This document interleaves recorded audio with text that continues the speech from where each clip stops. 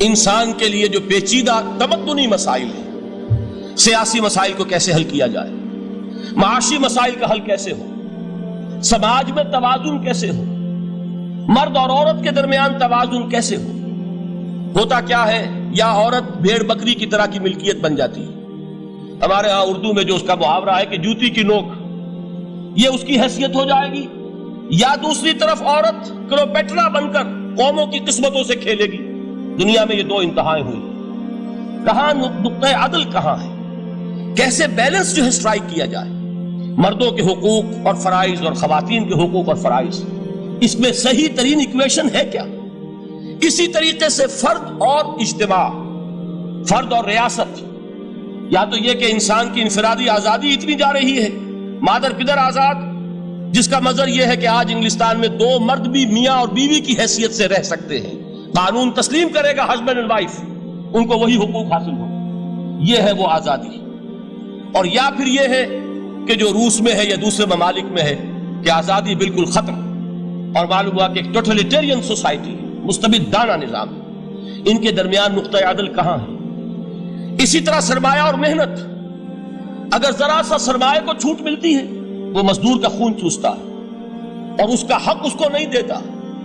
اقبال نے بہت خوبصورت انداز میں کہا ہے کہ خواجہ از خون رگے مزدور سازد لال ناب، از جفائے دہ خدایاں کشت دہ کا نا خراب، انقلاب انقلاب انقلاب۔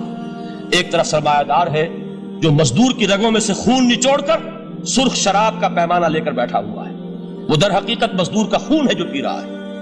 ایک طرف وہ زمیندار اور جاگیردار ہے جو کاشتکار کا خون جو ہے چوس رہا ہے۔ تو یہ انتہا ہے، اور یا یہ ہے کہ اگر ذرا آپ مزدور کو یا اس کارکن کو تھوڑا تحفظ دیجئے تو وہ کام نہیں کرتا۔ ہمارے ہاں پچھلے دور میں یہی ہوا تھا۔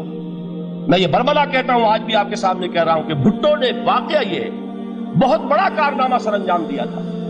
اس نے مزدور کو ایک سیلف ریسپیکٹ دی تھی، کاشتکار کو اپنی عزت کا احساس دیا تھا کہ میں بھی انسان ہوں، میرے بھی حقوق ہیں، لیکن نتیجہ اس کا نیگیٹو نکلا۔ مزدور نے کام کرنا چھوڑ دیا، معیشت کی گاڑی ختم ہو گئی۔ وہ چیز کہ جو متوازن ہو، جس میں مزدور کو اس کا حق مل رہا ہو اور پسینہ خشک ہونے سے پہلے اس کی جائز مزدوری اس کو مل گئی ہو، جس میں کہ انسان کسی سرمایہ دار کی رعیت بن کر نہ رہ جائے۔ دوسری طرف یہ کہ سرمایہ کے لیے بھی جو اس کا صحیح ہے کہ اس کو انسینٹیو ملے، وہ میدان میں آئے، اس کے اندر رسک لینے کے جو ہے وہ صلاحیت پیدا ہو۔ ان دونوں چیزوں کو کیسے متوازن کیا جائے؟ واقعہ یہ ہے کہ یہ ہے وہ پیچیدہ مسائل جن کا حل قرآن میں ہے۔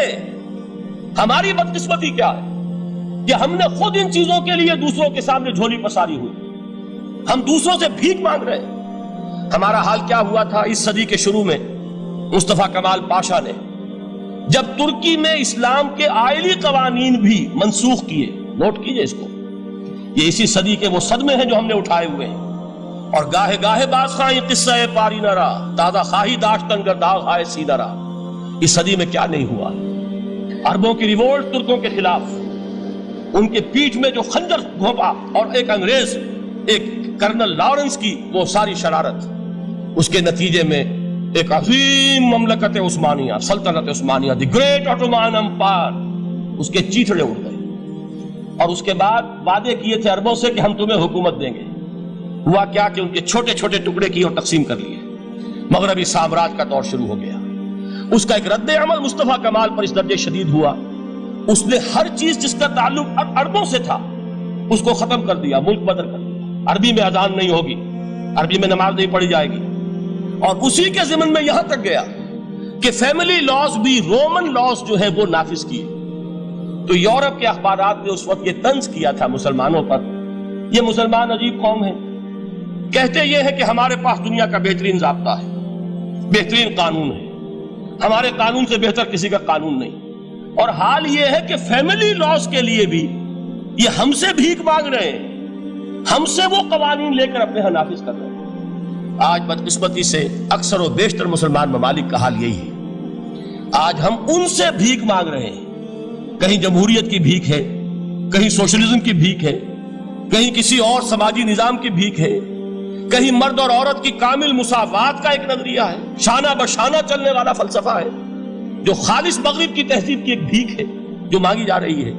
کاش کہ آج قرآن کے اس اصل اعجاز کی طرف، جو اس کا اصل معجزہ اس دور کے لیے، میں نے عرض کیا کہ اعجاز قرآنی کا وہ معجزہ کہ وہ فصاحت اور بلاغت کی معراج ہے، وہ یا تو اپریشیٹ کر سکتے اہل عرب، اور اہل عرب میں سے بھی حقیقت میں وہ جو قدیم جاہلی شاعری کے جاننے والے ہیں جو بہت کم رہ گئے اب، وہ جان سکتے ہیں کہ جب قرآن نازل ہوا تو کیوں زبانیں گنگ ہو گئی تھیں، کیوں کوئی ایک شخص جھوٹ موٹ کو بھی مدعی بن کر نہیں آ سکا کہ یہ میں نے قرآن کی جیسی ایک کتاب یا قرآن جیسی ایک سورت یا قرآن کی طرح کے چند جملے میں نے موضوع کر دیے ہیں۔ لیکن دوسرا پہلو ہے فکر اور فلسفہ، اس کے اعتبار سے جس کا سب سے بڑا ثبوت اس دور میں علامہ اقبال ہے۔ اور تیسرا پہلو ہے Islamic social sciences, political science, economics, sociology.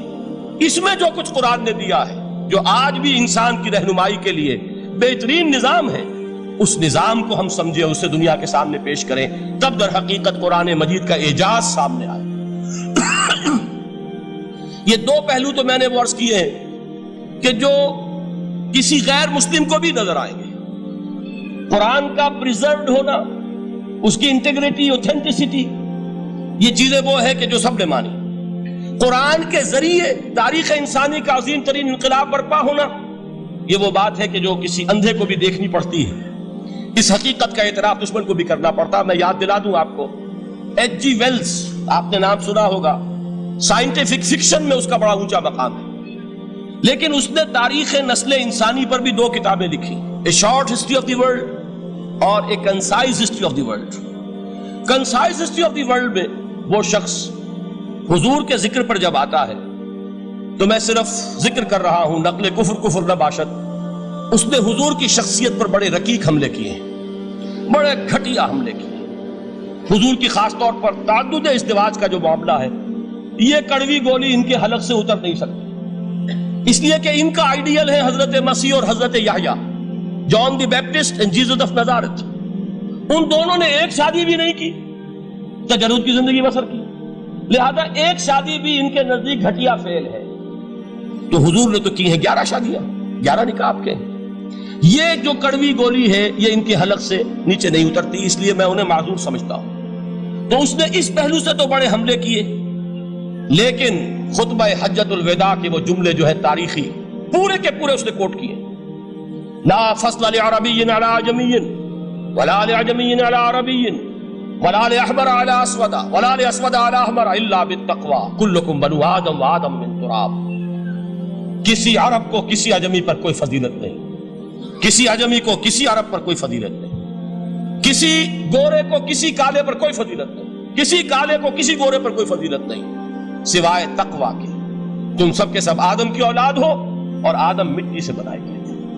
یہ الفاظ لکھ کر کہتا ہے کہ جہاں تک human fraternity, equality and freedom, تین الفاظ نوٹ کیجئے، انسانی حریت، انسانی مساوات، انسانی اخوت، کہتا ہے جہاں تک ان تین چیزوں کے واز ہیں، سرمنز کا تعلق ہے، وہ تو دنیا میں پہلے بھی بہت کہے گئے۔ عیسائی ہونے کے باوجود خاص طور پر نام لیتا ہے جیسس آف نازارت۔ سرمنز تو حضرت مسیح کے ہاں بھی بہت مل جائیں گے کہ تمام انسان برابر ہیں، سب کو بھائی بھائی ہونا چاہیے، سب انسان آزاد ہیں، تمیز بندہ و آقا فساد آدمیت ہے۔ لیکن وہ کہتا ہے کہ یہ ماننا پڑتا ہے تاریخ انسانی میں پہلی مرتبہ ان اصولوں پر ایک انسانی معاشرہ قائم کیا محمد نے صلی اللہ علیہ وسلم۔ یعنی حضور کے ساتھ یہ معاملہ ایمپٹی سلوگنز کا نہیں ہے، یہ صرف واز نہیں ہے، یہ صرف سرمنز نہیں ہیں، یہ ایمپٹی سلوگنز نہیں ہے۔ He translated these things into actuality، ایک حقیقت، ایک واقعے کی شکل دی ہے محمد نے صلی اللہ علیہ وسلم۔ وہ معاشرہ پیدا کیا جس میں انسانی اخوت، انسانی مساوات اور انسانی حریت، یہ تینوں اقدار و تمام و کمال موجود تھی۔